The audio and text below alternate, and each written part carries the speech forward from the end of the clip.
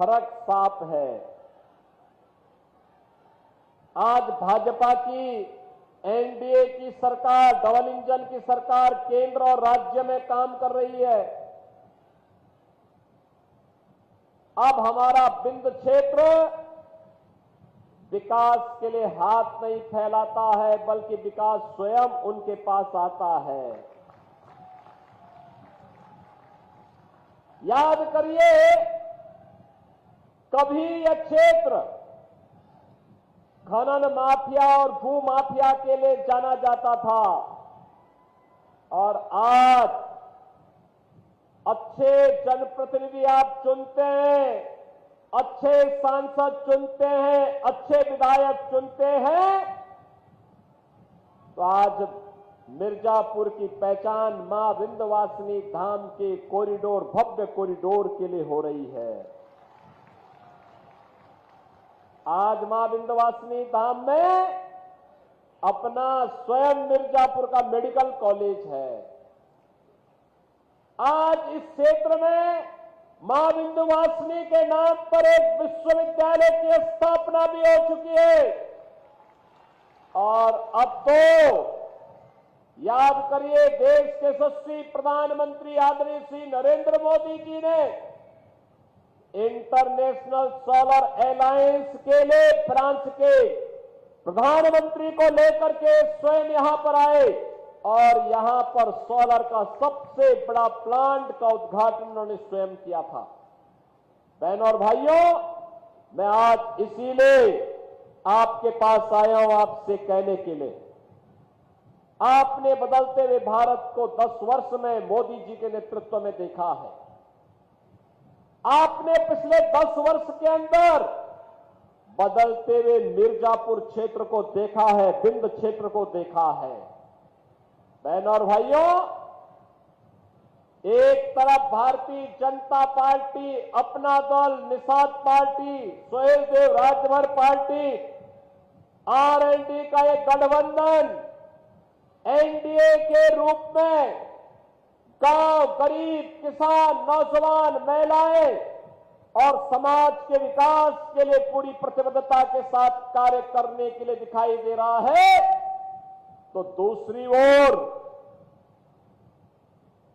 Samajwadi party, Congress का इंडी गठबंधन है।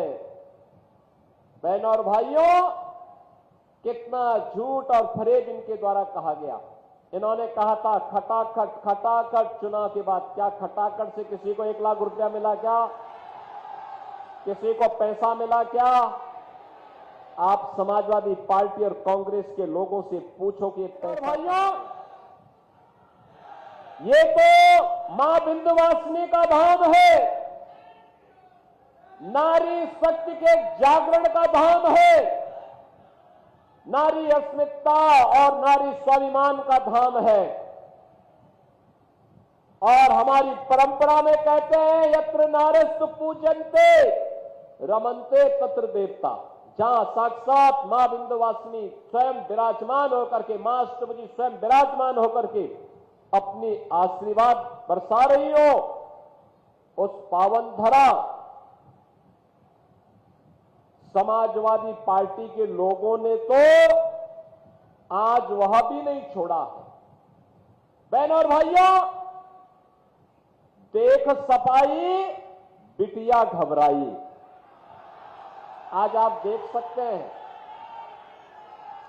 और मैं इसीलिए आपसे कहने के लिए आया हूं, अयोध्या में एक निषाद बिटिया के साथ इन समाजवादी पार्टी के नेता मुइन खान के द्वारा क्या व्यवहार किया गया था। अब आप बताओ, इसमें क्या कार्रवाई नहीं होनी थी? क्या कार्रवाई होनी चाहिए थी ना? और हम लोगों ने जब कार्रवाई की तो ऐसे लगा जैसे समाजवादी पार्टी के नेता अब जमीन आसमान एक कर देंगे। कन्नौज में एक बेटी के साथ किस प्रकार का व्यवहार समाजवादी पार्टी के नेता के द्वारा किया गया। और इसीलिए मैं कह रहा हूं, देख सपाई बिटिया घबराई। ये समाजवादी पार्टी आज यह तो एक प्रोडक्शन हाउस बन गया है माफिया और अपराधियों को पालने का प्रोडक्शन हाउस है ये। यानी जहां पर हर दुर्दांत अपराधी, हर दुर्दांत माफिया, हर दुर्दांत दुष्कर्मी जहां से पैदा होता है और इसके सीईओ अखिलेश यादव है, इनका ट्रेनर शिवपाल यादव है।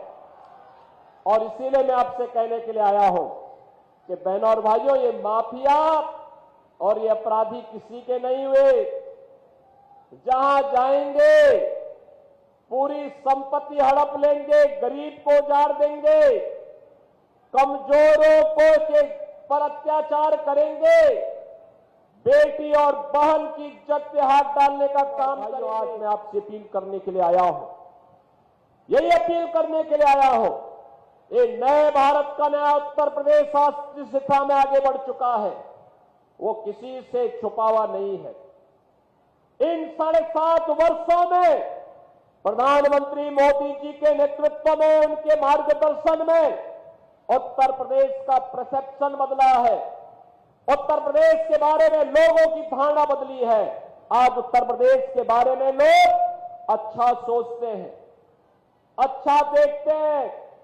लोगों को लगता है उत्तर प्रदेश अब देश की अग्रणी अर्थव्यवस्था के रूप में आगे बढ़ेगा। अब उत्तर प्रदेश का नौजवान पलायन नहीं करेगा। और बहनों और भाइयों, यही कहने के लिए आज मैं आया हूं। आप सोचिए, 1 करोड़ परिवारों को तो वर्तमान में एक डबल इंजन की भाजपा एनडीए की सरकार 12,000 रुपये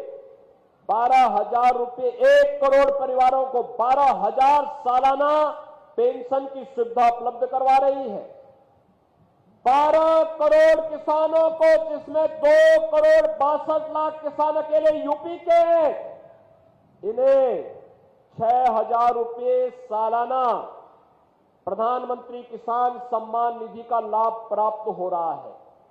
बहनों और भाइयों, भारतीय जनता पार्टी और एनडीए आप सबकी ताकत के बल पर विकास और विरासत का जो मॉडल खड़ा कर रही है, इसी में आने वाली पीढ़ी का भविष्य उज्जवल बनने वाला है।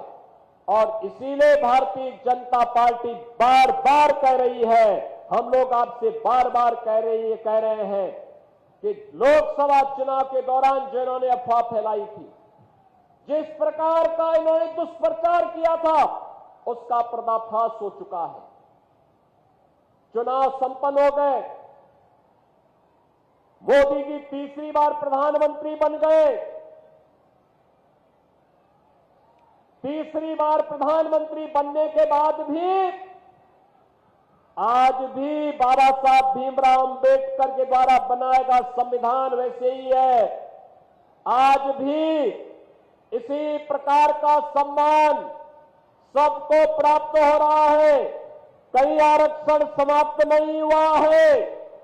और बहनों और भाइयों, जिन्होंने झूठ बोला था कि लोकसभा चुनाव के बाद खटाखट 1 लाख रुपया खाते में आ जाएगा, वह भी नहीं आया है। यह भी आपने इनका एक और झूठ को बेनकाब कर दिया है।